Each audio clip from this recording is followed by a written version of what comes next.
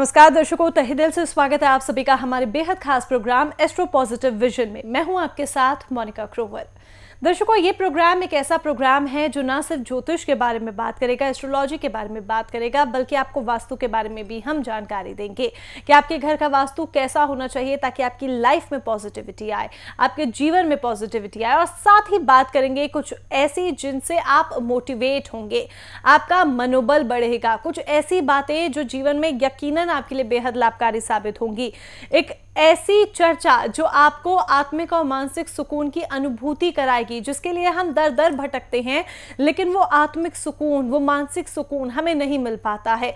तो आपको एक ओवरऑल मोटिवेट करने का हम कार्य इस प्रोग्राम के माध्यम से जरूर करेंगे, क्योंकि इस कार्यक्रम के माध्यम से जो शख्सियत आपके साथ जुड़ेंगी वो एक बहुत चर्चित चेहरा है, एक जाने माना नाम है, जो ना सिर्फ एस्ट्रो एक्सपर्ट, एस्ट्रो काउंसलर हैं, बल्कि वास्तु एक्सपर्ट भी हैं और साथ ही हैं स्पिरिचुअल गुरु। हम बात कर रहे हैं डॉक्टर पूरन चंद्र यशस्वी जी की। नमस्कार आचार्य जी। नमस्कार जी। आचार्य जी, जिस तरह से हमने हमारे दर्शकों को कहा कि हम स्पिरिचुअलिटी की भी बात करेंगे ताकि वो मोटिवेट हो सके, अपनी लाइफ में आगे बढ़ सके, और हम यहाँ पर एस्ट्रोलॉजी की बात करेंगे, वास्तु की बात करेंगे, तो आज मैं जो टॉपिक सबसे पहले आपसे चर्चा करना चाहती हूँ वो एक बहुत खास टॉपिक है। एक ऐसा टॉपिक जिससे पेरेंट्स खास तौर पर बहुत परेशान रहते हैं। बच्चे पढ़ाई में अच्छे हैं, उनका बुद्धि बहुत अच्छी है, बावजूद इसके वो अच्छे मार्क्स नहीं ला पाते हैं। ऐसा क्यों होता है? जी, बहुत सुंदर प्रश्न है आपका। ज्योतिष शास्त्र के अनुसार चंद्रमा मनसो जातः, यजुर्वेद में कहा है, अर्थात चंद्रमा मन का कारक है।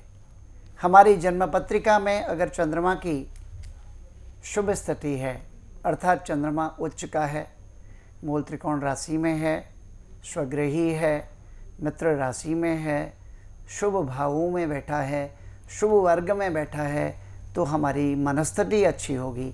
हम उतनी ही तल्लीनता से, उतनी ही एकाग्रता से अध्ययन करेंगे और हमें अपेक्षित परिणाम प्राप्त होंगे और हम अपने लक्ष्य की ओर अग्रसर होते जाएंगे। जबकि चंद्रमा यदि दुर्बल है, अर्थात वो नीच राशि में है, शत्रु राशि में है, नीच स्थान में बैठा है, त्रिक में बैठा है, अशुभ वर्ग में बैठा है और अशुभ भाव में बैठा है, तो अच्छी प्रतिभा होने के बावजूद, कुशाग्र बुद्धि होने के बावजूद हमारी प्रवृत्ति स्थिर नहीं होगी। हम मन से चंचल, उद्विग्न, अशांत, अस्थिर चित्त वाले बने रहेंगे, जिसकी वजह से जो भी अपेक्षित परिणाम हमारी प्रतिभा के अनुरूप मिलने चाहिए वो नहीं मिलते और हमें प्राप्त नहीं होते। यही कारण है। आचार्य जी, जिस तरह से आपने भी बताया कि चंद्रमा कमजोर होता है, तो जन्म पत्रिका में वो कौन से ऐसे योग होते हैं कि बच्चा बुद्धिमान तो है, बहुत शार्प माइंडेड है, बावजूद इसके वो पढ़ने ही नहीं बैठता। और कितने बच्चों को हम देखते हैं कि माता पिता बस चिल्लाते रह जाते हैं, परेशान हो जाते हैं, वो सोच में पड़ जाते हैं कि क्या करें, उनका बच्चा 10 मिनट 15 मिनट से ज़्यादा टिक कर नहीं बैठता। बहुत अच्छा प्रश्न किया। मेरे ख्याल से सभी माता पिता के मन का यह प्रश्न है।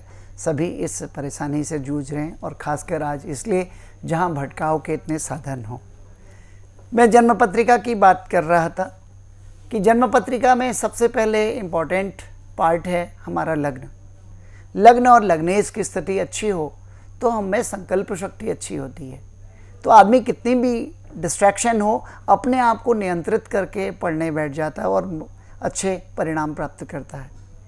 फिर उसके बाद आत्मकारक ग्रह, वो कोई भी ग्रह आत्मकारक हो सकता है। वैसे सूर्य स्थिर आत्मकारक ग्रह है, लेकिन चर आत्मकारक ग्रह जो भी होगा सबसे अधिक डिग्रीज वाला, वो प्रभावित करेगा। अगर उसकी स्थिति बहुत अच्छी है तो फिर बच्चों को कहना नहीं पड़ता। बेशक गरीब परिवार में हो बच्चे, लेकिन अपने आप को फोकस करके वो अप्रत्याशित परिणाम प्राप्त कर लेते हैं। सब साधन संपन्न होने के बावजूद भी अगर चंद्रमा ठीक नहीं है, आत्मकारक ग्रह ठीक नहीं है, तो उसका मानसिक भटकाव होना स्वाभाविक है। हम एक एग्जाम्पल यहाँ पर जोड़ते हैं। किसी का कर्क लगन है और लग्नेश चंद्रमा अष्टम भाव में बैठा है। अष्टम भाव में गया हुआ चंद्रमा, क्योंकि नीचस्थः रिपुगेहस्थः ग्रह भाव विनाशकृत, ऐसी हमारी फल दीपिका कहती है। और दूसरी बात ये भी कहते हैं यद भावनाथ रिपुरंध्र ऋष्वे दुस्थानपो यद भवनस्थितो वा तद भावनाशम कथयन्ति तज्ज्ञाः शुभेक्षिते तद ग्रहस्य सौख्यम।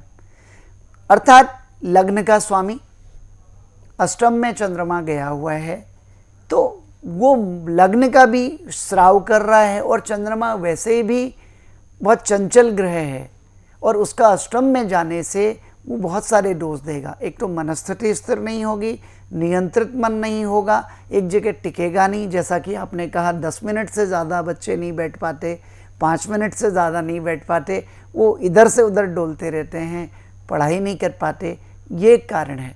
दूसरा, लग्न पर ग्रहों के शुभ ग्रहों का प्रभाव ना हो, अशुभ ग्रहों का प्रभाव पड़ रहा हो और आत्मकारक ग्रह भी अगर वो दुर्बल स्थिति में हो, ऐसी स्थिति में भी बच्चों को बैठाना बहुत मुश्किल हो जाता है।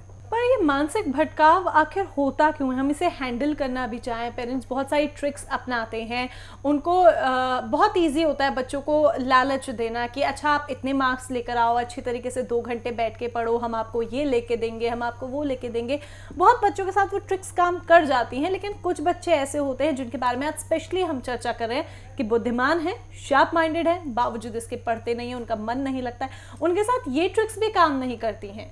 तो ये इतना मानसिक भटकाव क्यों?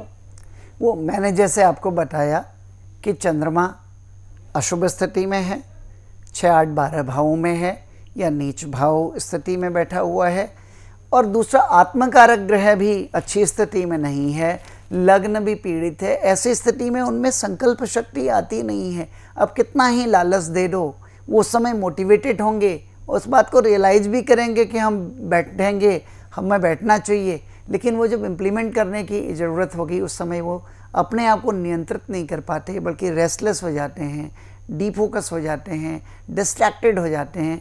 यही एक कारण है। तो ये तो हमने बात की कि आखिर चंद्रमा ही एक तरह से कारण है जिसकी वजह से बच्चों का मन नहीं लगता है पढ़ाई में। वो बेशक अच्छे बुद्धिमान हैं, तीव्र बुद्धि के हैं, बावजूद इसके उनका मन नहीं लगता।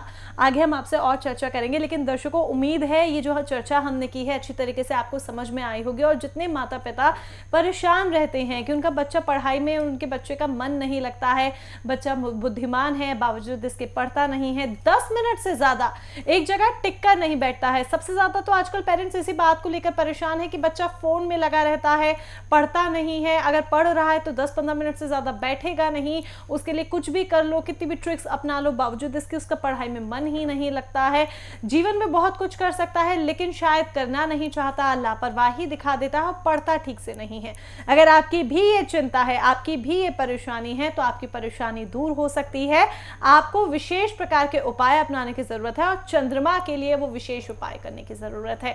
क्या वो विशेष उपाय होना चाहिए, इसके बारे में हम चर्चा करेंगे। लेकिन पर्सनली अगर आप जानना समझना चाहते हैं तो आप अपॉइंटमेंट ले सकते हैं संस्थान में कांटेक्ट करके। नंबर्स लगातार आपके सामने आपकी टीवी स्क्रीन पर फ्लैश हो रहे हैं।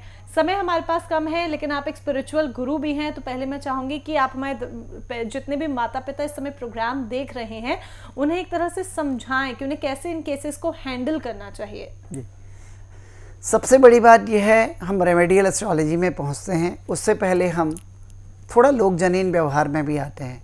स्पिरिचुअलिटी आपको कहती है किसी को भी अच्छे कार्य में प्रेरित करना है तो आपकी अप्रोच पॉजिटिव होनी चाहिए।